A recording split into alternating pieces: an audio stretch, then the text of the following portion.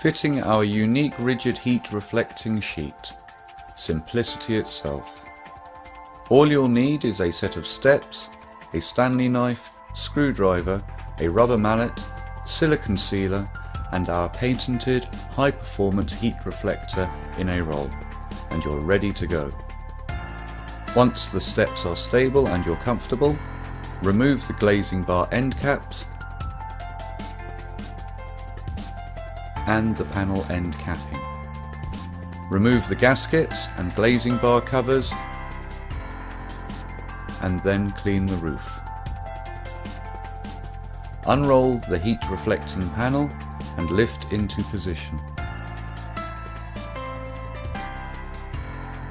Snap down and replace the glazing bar covers.